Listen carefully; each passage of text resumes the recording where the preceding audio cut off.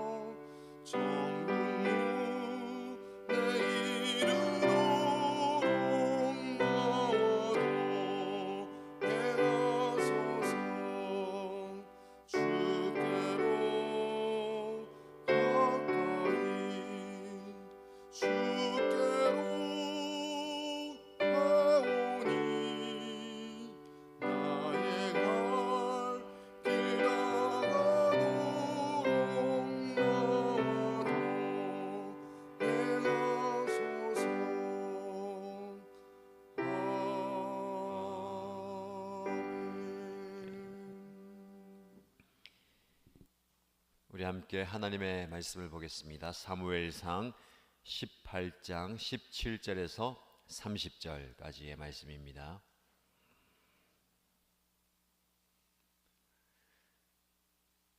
사무엘상 18장 17절에서 30절까지 말씀을 함께 읽겠습니다.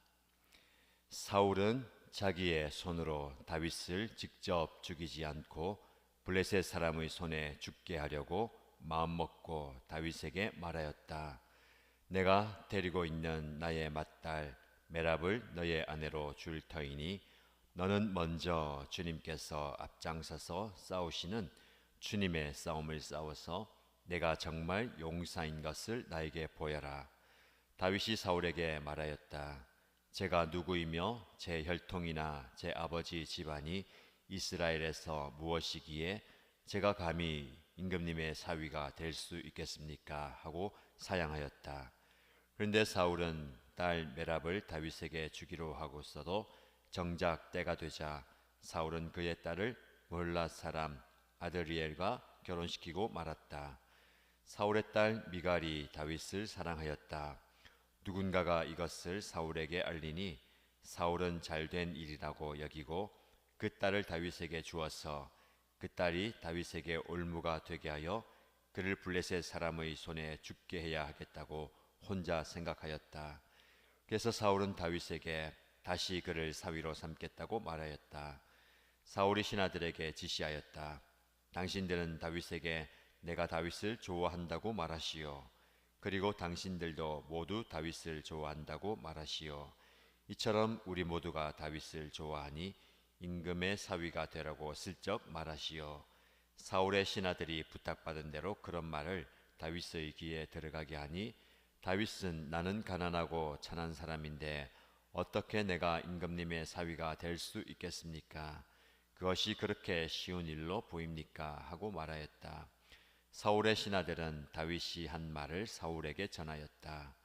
이 말을 들은 사울은 당신들은 다윗에게 내가 결혼 선물로 아무것도 바라지 않으며 다만 나의 원수 블레셋 사람 남자의 포피 100개를 가져와서 나의 원수를 갚아주는 것만을 바라더라고 하시오 하고 시켰다. 사울은 이렇게 하여 다윗을 블레셋 사람의 손에 죽게 할 셈이었다. 사울의 신하들이 이 말을 그대로 다윗에게 전하였다. 다윗은 왕의 사위가 되는 것도 좋겠다고 생각하였다. 그래서 결혼 날짜를 잡기도 전에 왕의 사위가 되려고 자기 부하들을 거느리고 출전하여 블레셋 남자 200명을 쳐 죽이고 그들의 포피를 가져다가 요구한 수대로 왕에게 바쳤다. 사울은 자기의 딸 미갈을 그에게 아내로 주었다.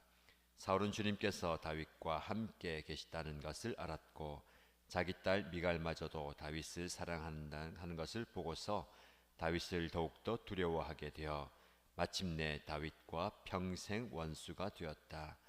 그 무렵에 블레셋 지휘관들이 군대를 이끌고 침입해 와서 싸움을 걸곤 하였는데 그때마다 다윗이 사울의 장군들보다 더 큰 전과를 올렸기 때문에 다윗은 아주 큰 명성을 얻었다. 아멘. 다윗을 2번이나 창을 던져 죽이려 했던 사울은 여전히 다윗을 자신의 정적으로 삼고 그를 어떻게 해든 죽이려고 합니다. 그 생각에 몰두하다 보니까 심지어는 자신의 딸을 이용해서 이 다윗을 죽이려고 합니다. 부정적인 감정에 사로잡혀 있는 사울입니다. 다윗을 향해서 질투와 시기심, 미움과 그리고 자신의 왕자를 지키려고 하는 불안과 염려, 모든 것에 대한 분노가 다윗을 향해서 쏟아지고 있습니다. 이 부정적인 감정이 우리 안에도 일어날 수가 있지만 그것을 정말 지혜롭게 잘 해소하지 못하면 사람을 향해서 또 누군가를 향해서 그것이 불같이 쏟아지게 됩니다. 그런데 그 부정적인 감정이 심지어는 자신의 딸을 수단과 도구로 만들어서 자신의 욕망과 욕구를 해소시키려고 합니다. 다윗이 죽으면 내 안에 있는 부정적인 감정들이 사라지고 염려와 불안과 걱정은 없어질 것이다. 거기에 몰두하다 보니까 어떻게 하면 내 손에 피를 묻히지 않고 저를 처단할 수 있을까? 큰딸 메랍을 너의 아내로 줄 테니 너는 블레셋 사람들과 싸워서 너가 용사인 것을 나에게 증명하라. 사실 다윗은 골리앗을 물리치고 그 이후에 숱한 전쟁을 통해서 자신의 용맹함을 사울뿐만 아니라 온 나라에 다 드러냈습니다. 그러나 그것은 무시하고 다시 전쟁터에 나가서 너의 용맹스러움과 용사됨을 증명하라. 이유는 단 한 가지입니다. 다윗을 죽게 만들기 위해서입니다. 자신의 손으로 죽이려고 했지만 실패하였고 이제는 블레셋 군사들의 힘을 빌어서 다윗을 죽이려 합니다. 그러나 그런 계략도 성취되지 않습니다. 오히려 전쟁에 승리해서 돌아오고 그 딸을 아내로 주겠다고 했던 그 약속마저도 저버리고 다른 사람에게 아내로 주게 됩니다. 이것이 사울의 민 모습입니다. 왕이지만 그 왕의 말 그리고 채통 그 온데간데 없습니다. 오로지 자기의 욕구와 욕망을 이루고자 하는 모든 것이 다 수단과 도구가 되는 겁니다. 우리가 기억하시죠? 하나님마저도, 하나님을 향한 예배와 금식마저도 자신의 승리를 위해서, 자신의 왕권을 위해서 수단화시키고 도구화시켰던 사울입니다. 이제 심지어 다윗을, 이제 더 나아가서 자신의 딸을, 자신의 이기적인 욕망을 성취하기 위한 도구로 전락시켜 버립니다. 이제 사울의 딸 미갈이 다윗을 사랑한다라는 소식을 전해 듣고, 더 좋은 기회다. 이 딸을 이용해서 이 다윗을 죽여야 되겠다. 다시 한번 똑같은 방법을 씁니다. 미갈과 결혼시켜 줄 테니 너는 어떻게 하겠느냐. 다윗이 전에 한번 경험한 것도 있고, 또 자신이 왕의 사위가 된다면 어떤 재산적인 재물의 준비가 있겠습니까? 나는 가난하고 천한 사람인데 어떻게 내가 임금님의 사위가 될 수 있겠습니까? 그것이 그렇게 쉬운 일로 보입니까? 하고 극구 사양합니다. 그러나 사울은 미갈과 결혼할 수 있는 방법을 제시하죠. 블레셋 사람들과 싸워서 그들을 쳐 죽이고 그 남자들의 포피 100개를 가져와서 나의 원수를 갚아다오. 마찬가지로 이 싸움에서 다윗을 없애버리기 위한 방법입니다. 한번 생각해 보니까 다윗이 왕의 사위가 되는 것도 좋아 보입니다. 그리고 그렇게 왕의 요구도 들어줄 수 있을 것 같습니다.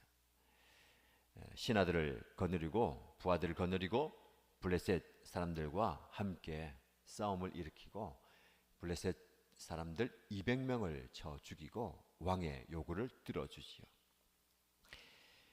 이것이 오늘의 본문의 이야기입니다. 사울의 모습, 다윗의 모습이 나옵니다. 계속해서 본문의 말씀뿐만 아니라 사무엘상, 그의 최후를 맞이할 때까지 사울은 자기의 욕망의 포로가 되어버립니다. 그리고 그 욕망을 이루기 위해서 부정적인 감정에 사로잡혀 있습니다. 그것을 잘못된 방법으로 표출하고 있습니다. 그 대상이 다윗인데 그 다윗을 없애기 위해서 자신의 딸들마저도 가차없이 도구가 되어버립니다. 상대방의 마음, 감정, 상처에 대해서는 전혀 관심이 없습니다. 오로지 자기가 받은 마음의 상태, 상처와 질투와 분노와 시기와 그리고 염려, 불안, 이걸 해소하기 위해서 안달하는 모습입니다. 이 사울이 우리의 거울입니다. 우리도 누군가를 통해서 혹은 상황과 사건을 통해서 부정적인 감정이 생길 때도 있습니다. 시기, 질투, 분노, 미움이 일어날 수도 있습니다. 인간이기에 당연하지요. 그러나 그것을 자연스럽게 긍정적으로 표현하거나 배출하거나 해소하지 못할 때에 우리 안에 염려와 불안이 엄습합니다. 그래서 내 삶의 근간이 흔들려 버립니다. 여전히 왕의 지위가 있지만, 여전히 우리가 누리는 삶의 기반이 남아 있지만, 이것이 내 마음이 흔들림과 동시에 삶의 모든 것들이 다 흔들려 버립니다. 그래서 이것을 붙들기 위해서 우리는 다른 사람, 특별히 가까이 있는 가족마저도 상처를 품어주고 서로 공감하고 이해하고 안아주어야 할 가족임에도 불구하고 그 가족을 이용해서라도 나의 욕구를 이루려고 하는 이 사울의 모습이 우리의 모습입니다. 교회 안에서도 신앙의 공동체 안에서도 이런 연약한 모습이 저와 여러분, 우리 모두에게 드러나기도 합니다. 사울은 그것을 해소하지 못했기 때문에 그렇습니다. 어떻게 이 부분을 극복할 수 있겠습니까? 우리가 자기 자신에게 집중하면 다른 사람을 보지 못하고 더 나아가서 하나님의 뜻을 깨닫지 못합니다. 너무 자신에게. 사울은 지금 자기가 제일 힘들고 자기가 제일 괴롭고 아프고 어렵다라고 생각합니다. 그래서 사울을 하나님께서 회복시켜 주시기 위해서 여러 가지 방법을 통해서 깨달음의 방법, 돌이킴의 수단과 기회를 주셨습니다. 사무엘을 통해서, 그의 실수를 통해서 여러 가지 기회를 주셨는데 그는 돌이키지 않습니다. 자기 자신을 돌아보지 못하는 거예요. 그리고 회개하지 못합니다. 다윗을 한번 생각해 볼까요? 그런 어려운 과정을 겪으면서 왕이 되었습니다. 사울처럼 매 순간마다 자기의 욕망대로 살지 않았지만 자기도 높은 자리에 있을 때에 자기의 욕망에 끌려서 우리아를 전쟁터에서 죽게 만들고 그의 아내를 자기가 취하는 욕망의 포로가 되었습니다. 그러나 하나님의 선지자의 말을 듣고 그는 철저하게 자기 자신을 보고 내 안에 구원의 기쁨과 구원의 즐거움을 회복시켜 주십시오 하고 하나님 앞에 엎드리면서 자신의 연약함과 부족함 하나님 앞에 철저하게 가지고 나왔습니다. 이게 다윗과 사울의 차이고 우리가 추구하고 나가야 할 겸손의 모습입니다. 우리 모두가 다 사울과 다윗의 모습을 여전히 가지고 있습니다. 성공한 자리에 이르든 그 자리에 가는 과정이든 아니 아직은 나는 부족한 자리이든 우리는 다 실수할 수 있고 넘어질 수 있고 실패할 수 있는 자리이고 그러고 있습니다. 중요한 것은 넘어졌을 때에 실패했을 때에 우리 자신이 부정적인 감정과 욕망의 포로가 되어 있을 때에 말씀을 통해서 우리를 깨닫게 하시고 돌이키게 하시고 자신을 돌아보게 하신다면 솔직하게 하나님 제가 이런 존재입니다.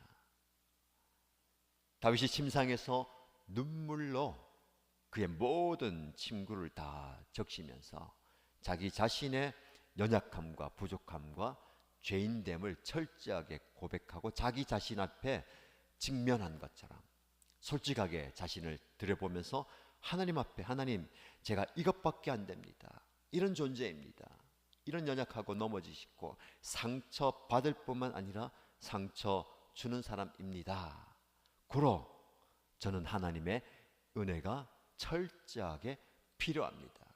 나의 마음을, 나의 연약한 육체를, 나의 영혼을 하나님께서 만져주십시오 라고 하나님 앞에 나아갈 때에 우리의 모든 마음의 부정적인 감정과 상처가 치유되고 욕망의 포로가 아니라 나 자신의 삶이 우선이 아니라 타인을 돌아볼 수 있고 더 나아가서 주님을 위한 삶을 살게 되는 겁니다.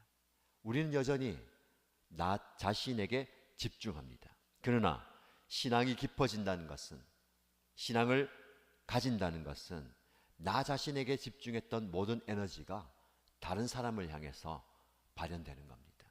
지금 모두가 다 힘들다고 얘기하고 대한민국을 보십시오. 모두가 사울처럼 시기와 질투와 분노와 미움에 사로잡혀 있습니다. 그리고 앞날에 대한 걱정과 염려와 잃어버리는 것에 대한 불안이 가득합니다. 그러다 보니까 내가 제일 힘들어요. 다른 사람을 돌아볼 여유가 없습니다. 다른 사람이 잘 되는 거 받아들일 수 없습니다. 이런 상황 가운데 하나님께서 다른 사람을 돌아볼 수 있는 그런 여유가 우리에게 있어야 되겠습니다. 예수님께서 어느 누구보다도 가장 깊은 고통의 자리, 고난의 자리, 아픔의 자리에서 예수님의 시선은 자기 자신을 향해 있는 것이 아니라 그 십자가 위에서도 자기를 조롱하고 자기를 외면하는 그들을 바라보고 그들을 품어 주셨습니다. 이것이 예수님을 따르는 저와 여러분의 마음가짐이고 말의 표현이고 걸어가야 할 삶의 방향입니다. 여러분, 나도 아픕니다. 나도 괴롭습니다. 나도 힘이 듭니다. 그런 만큼 우리 가족도, 우리 목장 식구도, 우리 교회 성도들뿐만 아니라 교회 밖에 있는 사람들은 더 힘이 들고 더 아프고 더 괴롭죠. 왜냐하면 저와 여러분 아프지만, 힘들지만, 고통스럽지만 주님이 우리와 함께 계십니다. 그러나 아프고 힘들고 괴롭지만 주님이 함께 하지 않으면 더 괴롭죠. 사울이 그렇습니다. 주님의 영이 떠나버리니까 그런 부정적인 감정과 고통과 욕망을 해소하지 못하고 잘못된 길로 걸어가게 되는 것이죠. 다윗은 반대로 그런 상처를 받는 위치에 있지만 오늘 본문의 말씀처럼, 어제도 말씀 나눴는데 성경은 계속해서 우리에게 증거합니다. 28절에 사울은 주님께서 다윗과 함께 계시다는 것을 알았고, 이것이 중요합니다. 주님이 다윗과 함께 계신다. 사울이 그렇게 그를 모략하고 모함하고 배신하고 질투하고 미워하고 죽이려고 하는 가운데서도 주님이 나와 함께 계신다는 것. 여러분, 하나님이 함께 계시는데 어떻게 이렇게 아픔을 경험할 수 있습니까? 모함당하고 배신당하고 불안하고 염려가 그런 상황 가운데 우리는 그렇게 이해하죠. 하나님이 나와 함께 계시다면 왜 이런 일이 생깁니까? 왜 이렇게 어렵습니까? 힘이 듭니까? 그러나 여러분, 그러나 그런 상황 가운데 하나님이 함께 계신다는 것은요, 능히 그 모든 과정을 이길 수 있고 극복할 수 있고 감내할 수 있는 힘과 은혜를 주시는 겁니다. 다윗은 결국 하나님이 함께 하심을 믿고 하나님과 동행함으로 이 모든 과정을 다 겪으면서 장차 새로운 왕으로 준비되는 과정을 겪었습니다. 지금 여러분의 삶의 현장 가운데 하나님은 여전히 함께 계십니다. 그러면서 우리를 하나님의 사람으로 준비시켜 가십니다. 우리의 부정적인 감정과 우리와 욕망과 욕구 모든 것들을 지혜롭게 잘 다루게 하심으로 왕이 된다는 것은 자기의 왕권에 집중하는 것이 아니라 나의 왕권, 나의 리더십을 통해서 어떻게 백성들을 섬기고 도와주고 베풀 수 있을까를 돌아보는 거죠. 다른 사람을 돌아보게 하는 겁니다. 저와 여러분들도 이런 하나님의 은혜가 있기를 축복합니다. 여러분이 어떤 자리, 어떤 상황, 어떤 형편에 있든 하나님은 함께 계십니다. 그 과정을 잘 지나가시고 이겨내심으로 하나님의 손에 의해서 준비되십시오. 때가 되면 하나님께서는 하나님의 일을, 하나님의 뜻을 저와 여러분을 통해서 이루어 가실 겁니다. 하나님과 함께함이 은혜이고 하나님의 함께함이 나의 마음에 참된 평화, 안식인 것을 기억하면서 그 은혜를 누리는 저와 여러분 되시기를 주님의 이름으로 축복합니다. 기도하겠습니다. 하나님 아버지, 우리 예수님께서 십자가의 고통과 고난, 그 아픔의 자리에서도 자기 자신에게 에너지를, 시선을 집중하지 않으시고 여전히 고통당하는, 아픔 가운데 있는, 죄 가운데 있는 우리를 향해서 그분의 시선과 그분의 관심과 그분의 마음을 쏟아 부어 주신 것을 기억합니다. 그런데 그런 감사와 감격이 넘쳐야 하는 오늘의 삶이지만 우리는 우리의 삶의 자그마한 가시 때문에라도 다른 사람을 쳐다보기는커녕 그들을 향해서 손을 내밀기는커녕 내가 가장 아프고 내가 가장 힘들고 내가 가장 괴롭다고 여겨왔습니다. 그러면서 우리는 부정적인 감정과 나의 욕구와 욕망에 노예가 되고 그것이 나의 삶을 이끌므로 그 욕망의 괴물이 되어가고 있는 우리의 모습은 아닙니까? 철저하게 하나님 앞에 나아가서 나의 마음을 토로하고 솔직하게 하나님께 내려놓음으로 하나님의 은혜로 치유받는, 회복되는 역사가 있게 하여 주옵소서. 주님, 나는 연약합니다. 나는 부족합니다. 나는 보잘것없습니다. 그러나 이 모습 가지고 주님 앞에 나와서 주님께 은혜를 구하오니 하나님의 은혜를 부으사 나의 마음과 상처와 연약한 육체를 치유하여 주옵소서. 그래서 나의 시선을 들어 다른 사람들을 볼 수 있게 하시고 그들을 품을 수 있게 하시고 그들에게 다가가게 하시고 그들을 안아줄 수 있는 아름다운 모습으로 서게 하여 주옵소서. 오늘 하루도 욕망의 노예가 아니라 상처와 고통과 아픔 가운데 힘들어하는 그들을 볼 수 있는, 그들을 치유할 수 있는, 그들을 회복시켜주는 주님의 도구가 되게 하여 주옵소서. 그런 은혜를 말씀 앞에 머리 숙인 주님의 전에 나와서 또 삶의 자리에서 간절히 기도하는 주의 백성들에게 허락하여 주옵소서. 그렇게 응답하여 주실 줄 믿고 살아계신 예수님의 이름으로 기도드립니다. 아멘.